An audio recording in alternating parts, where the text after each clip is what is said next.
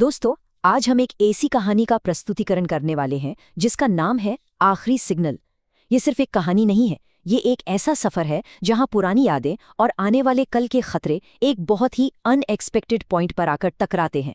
एक ऐसी स्थिति जहां सब कुछ खत्म होने वाला है और तभी कुछ बहुत बड़ा जो सालों से दफन था शुरू हो जाता है। तो सीधे डाइव इन करते हैं और इस मिस्ट्री को डीकोड करते हैं।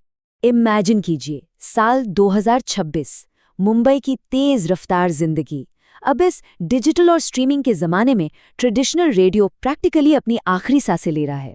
एक बहुत पुराना और आइकॉनिक रेडियो स्टेशन है रेड एफएम, जो बस अब हमेशा के लिए बंद होने वाला है। और यही एंट्री होती है हमारे मेन कैरेक्टर आर्यन की। आर्यन वहाँ का स्टार आरजे है, उसकी आवाज़ का जादू सब जानते हैं। लेकिन क्या करें, वक्त बदल रहा है। अब ये डिजिटल टेकओवर उसके करियर और भविष्य दोनों के आगे एक बहुत बड़ा क्वेश्चन मार्क लगाकर खड़ा है। अनएम्प्लॉयमेंट का डर बिल्कुल सामने है। अब बात आती है स्टेक्स की, जो कि लिटरली स्काई हाई है। ये नंबर देखिए, सिर्फ एक। आर्यन के पास अपना डूबता हुआ करियर बचाने के लिए सिर्फ एक रात बची है, जस्ट वन नाइट। ये वक्त की आखिरी मोहलत है, मतलब जो भी होना है इस एक आखिरी रात में ही होना है। ये एक डेडलाइन है जो शुरुआत से ही ऐसी जबरदस्त टेंशन क्रिएट करती है कि हम सोचने पर मजबूर हो जाते हैं कि आगे आखिर क्या होगा।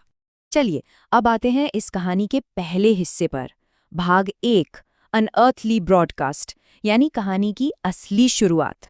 तो होता यह है कि उस तूफानी रात में शहर में तेज बारिश हो रही है। आर्यन स्टूडियो में बिल्कुल अकेला है। तभी अचानक रिसीवर पर एक अजीब सी फ्रीक्वेंसी आती है। और ये कोई नॉर्मल फ्रीक्वेंसी नहीं थी, ये सीधे साल 1993 से थी। मतलब प्रैक्टिकली ये इम्पॉसिबल है।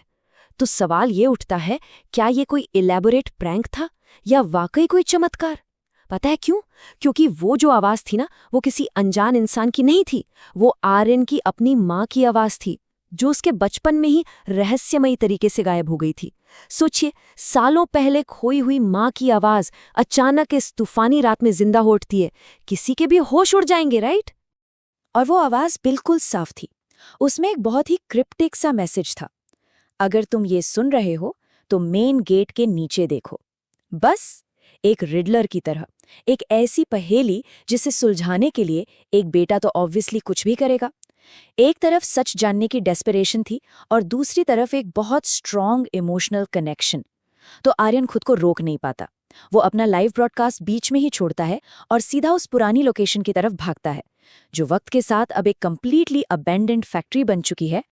अब देखते हैं भाग 2, द टाइम कैप्सूल, और वो शॉकिंग डिस्कवरी जो आर्यन को वहां होती है। Now what's really interesting about this slide is कि जब आर्यन उस अबैंडन्ड फैक्ट्री में पहुंचता है, बताई गई जगह पर देखता है, तो मिट्टी के अंदर से उसे मिलता है टाइम कैप्सूल। ये कैप्सूल उसके लेट पिता ने छुपाया था। और कॉन्टेक्स्ट के लिए बता दूं, उसके पिता एक बहुत ही निडर और फेमस जर्नलिस्ट थे, जिनकी डेथ एक बहुत बड़े पॉलिटिकल स्कैंडल के दौरान हुई थी। अब इसमें सबसे इंटरेस्टिंग बात यह है कि इस कैप्सूल के अंदर आखिर था क्या। इसमें 2 बहुत ही एक्सप्लोजिव चीजें थीं। एक थी डायरी, जिसमें उस पुराने पॉलिटिकल कवर अप के ठोस सबूत थे, और दूसरा एक यूएसबी ड्राइव, जिसमें ऐसी ऑडियो फाइल्स थीं जो आर्यन के पिता की मौत का पूरा सच खोल कर रख देती हैं। ये सिर्फ पेपर और फाइल्स नहीं थे, ये लिटरली एक टाइम बॉम्ब था जो सालों पहले दफना दिया गया था और अब टिक टिक कर रहा था।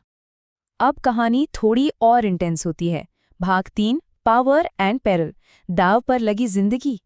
देखिए, जैसे ही ये सबूत आर्यन के हाथ लगते हैं, उसकी लाइफ प्रैक्टिकली खतरे में पड़ जाती है। इस कॉन्ट्रास्ट को समझना बहुत जरूरी है। एक तरफ पास्ट में वो नेता है जिसने अपने पावर का यूज करके इस पूरे क्राइम को कवर अप कर दिया था, और आज वही इंसान इस शहर का सबसे ताकतवर नेता बन चुका है। उसकी पावर मल्टीप्लाई हो चुकी है और उसकी रीच हर जगह है। मतलब अब आर्यन का सामना किसी नॉर्मल गुनहगार से नहीं, बल्कि डायरेक्टली सिस्टम के सबसे शक्तिशाली आदमी से था। It's almost a classic David versus Goliath situation.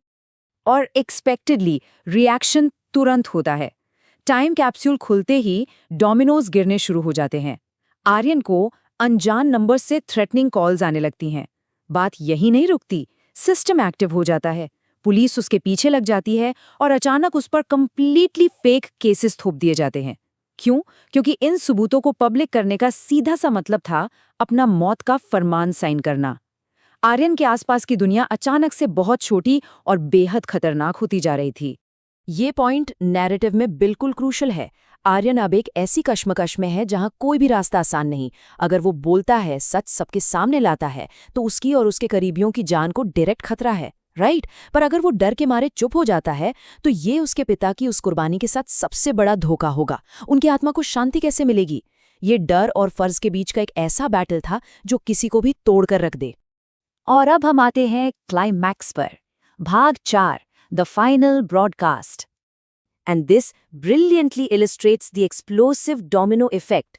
अपना डर पीछे छोड़कर आर्यन सब कुछ दांव पर लगाता है और सीधा रेडियो स्टेशन वापस भागता है, एक आखिरी ब्रॉडकास्ट के लिए। Step 1, Aryan live on air जाता है और डायरी और ऑडियो फाइल्स के सारे सबूत ब्रॉडकास्ट करना शुरू कर देता है। बूम। स्टेप 2, देखते ही देखते इंटरनेट पर आग लग जाती है। सोशल मीडिया पर भयंकर अपरोर होता है और हैशटैग्स तेजी से ट्रेंड करने लगते हैं।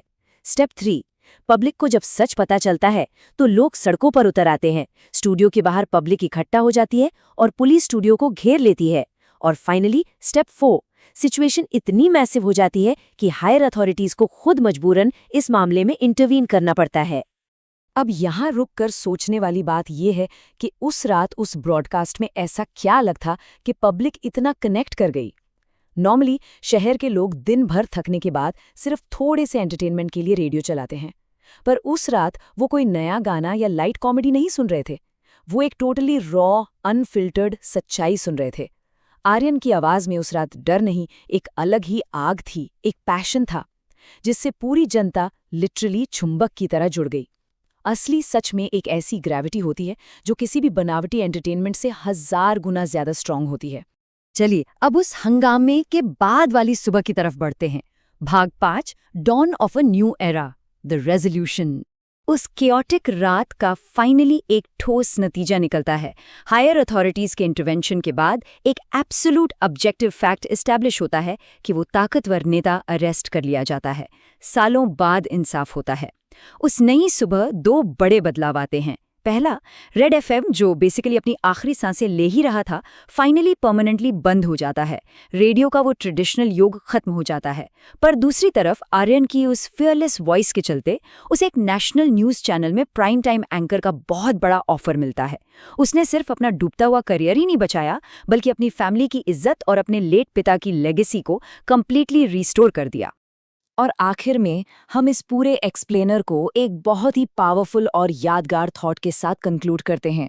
इस कोट पर ध्यान दीजिए, सच्चाई की आवाज़ कभी खामोश नहीं होती, बस उसे सुनने के लिए सही फ्रीक्वेंसी चाहिए होती है। ये बात प्रैक्टिकली कितनी सच है ना? आसपास डर और झूठ का माहौल कितना भी लंबा क्यों ना चले, शोर कितना भी मचाया जाए, सच कहीं ना कहीं से अपना रास्ता ढूंढ ही लेता है। तो अगली बार जब ऐसा महसूस हो कि आवाजें दबाई जा रही हैं या सच कहीं खो सा गया है, तो पूछिए अपने आप से कि क्या बस हमें अपनी फ्रीक्वेंसी चेंज करने की जरूरत है। आज के इस प्रस्तुतिकरण में बस इतना ही। उम्मीद है इसने कुछ नया सोचने पर मजबूर जरूर किया होगा।